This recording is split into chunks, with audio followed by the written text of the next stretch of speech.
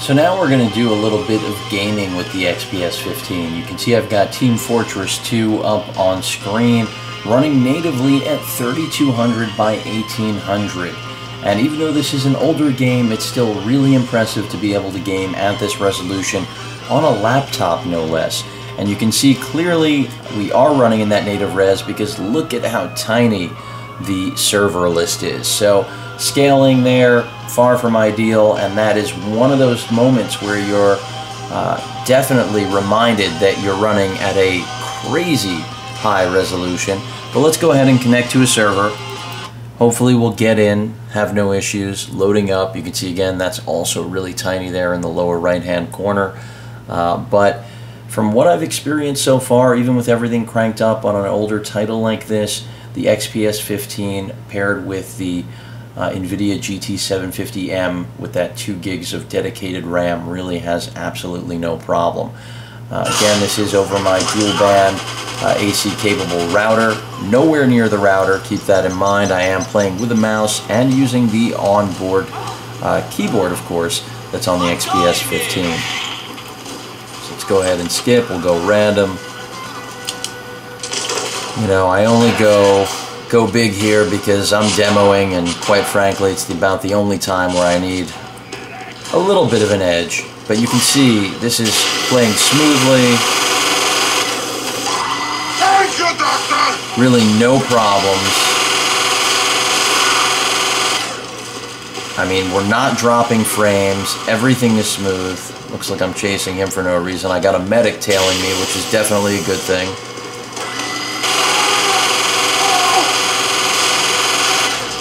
I just got messed up. Where's my medic now? Oh, apparently I just got taken. But you can see the combination of this brilliant display with great audio quality. I mean, that's something I was worried about with this model simply because this is such a slim laptop that XPS 15s of days past had room for subwoofer type capability. But here we don't, but still they do it. Check out those hats.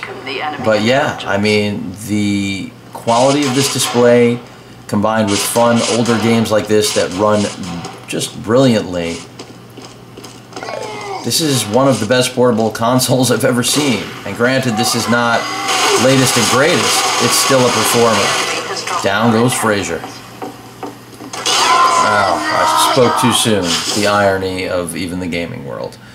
But really, a great game, and it doesn't get old. Gameplay is fantastic. You can see how smoothly it's running, and again, everything's set to high. Vertical sync is enabled, and these aren't bragging rights. I mean, integrated Intel graphics can run this, but it can't run it at this resolution. It's not going to have this sort of quality, and I just know for a lot of you out there like myself, this is still a fun game to occasionally pick up and play. And let's remember, it's free. You know, this isn't a game that you got to force your buddies or create a charity fund to get involved. I had a feeling I was dealing with some spies there, but I don't know what happened. So hopefully this gives you a fairly good idea of what performance is like. Again, it's just incredible to me that we're looking at near 4K gaming on a laptop where you're still going to get decent battery life, and it's actually pleasurable. Now, this doesn't apply to every game. There are other games where clearly I will not be able to run native res, but the fact that anything runs native res is, I won't say enough for me, but pretty good. You can see the detail there on everything, even though again this is not a graphic intensive game. Apparently I upset this character.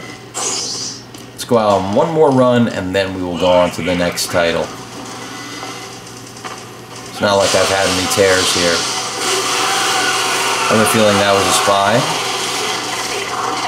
but I'm moving on.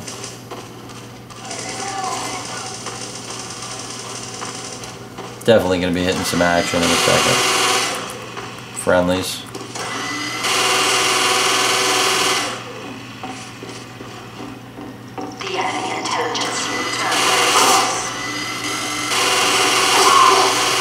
Get that out of here. What this guy was thinking. It's a good try. That's that.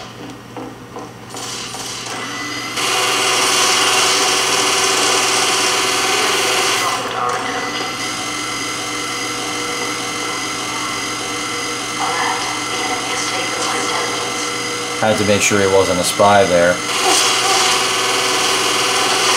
Oh, I just blew that, didn't I?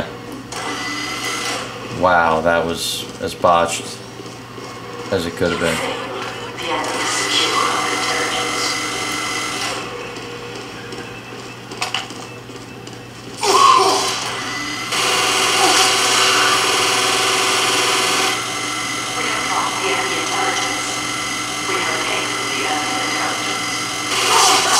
And I got taken down. But there you go. 3200 by 1800 resolution gaming, all from the comfort of possibly your lap, although that's not going to be good for heat. Let me remind you of that. Let's move on to the next title. Success. We have taken the enemy intelligence. So now we're taking a look at Rust, which is a perfect example of a game that the XPS 15 doesn't handle so well, and that's because that NVIDIA GT 750M does have limitations, not only because, as I've mentioned in the past, it's not one of the latest and greatest cards, but even at inception it was a mid-range mobile solution. But it still means we can play a game like Rust, which is a current title. This is really, it's only in alpha right now, not even beta, and I am running this at 1080p. You can see gameplay is not stellar, but if I drop it down to 1600 by 900, things only get better. But unlike Team Fortress 2, where you just saw we were able to leverage that full resolution of the beautiful 3200 by 1800 resolution display, that just isn't going to happen here.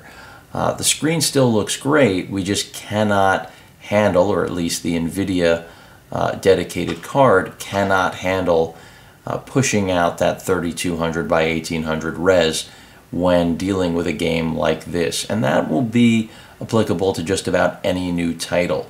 So this is one of the clear limitations of the 750M. For those of you looking for more graphic intensive performance, you're going to want to wait for a refresh, but do keep in mind that no matter what you jump up to within the XPS line, it still is not going to take the place of Dell's Alienware Enthusiast line, which is really where the focus is completely on gaming. So I don't anticipate that we're going to see much better graphic options when it comes to these sort of offerings with the XPS lineup, because again, the XPS is about being an all-around multimedia machine rather than just a gaming system, and that's why gaming is part of its ability but not its focus. It's all about, again, the complete package between screen, processor, RAM, hard drive, weight, battery life, build quality, and the XPS 15 gets all of those things right, and then some. It's also got things like NFC, of course Miracast, AC capability on the Wi-Fi end of things, which is starting to become more and more standard, which it should be. But again, this is a game that reminds you this is not where you're going to get the best gaming experience on a laptop. Of course, as I mentioned, if I drop this down to 1600 by 900 and lower the graphics quality even more, performance is just going to get better. So this will play a lot of your latest gen titles. It's just not going to do it the way you might expect a gaming-centric laptop to do it. So that pretty much covers Rust and what to expect out of it on the XPS 15, at least at its current stage. Who knows, once this game makes it out into final release, we may be looking at something really different. But for now, the performance you're seeing, which, we're losing some frames, it's not as smooth as it could be, no question about it, but it's still completely playable. That's impressive for 1080p, again, coming out of a laptop that really isn't even directly aimed at the gaming centric world. So I like what this laptop is capable of. Clearly with older titles you're going to see more of a benefit than with a game like this, and that's going to be true of just about every latest gen game that you try to use this with. Apparently my spikes have disappeared here, but that's pretty much it. I'll leave it there, and hopefully this was yet another good example of what the XPS 15 is capable of when it comes to gaming with current gen titles like Rust. So the last game I'm demoing here is Counter-Strike Global Offensive. This is running at native resolution like Team Fortress 2. It is an older title, but it's not that old. And it runs really well, considering that we are running again at a very high native resolution of 3200 by 1800.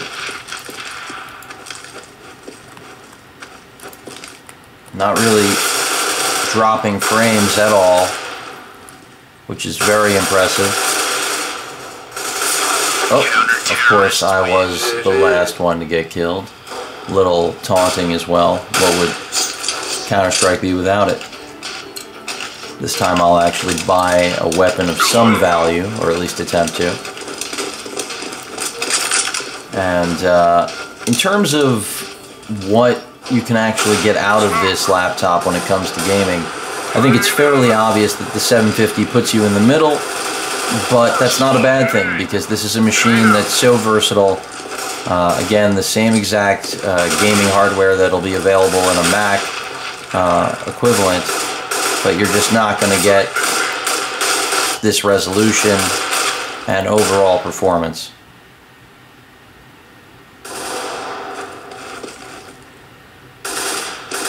And it's amazing to me that even a game like this runs this well at this resolution. Looks like we're rolling out.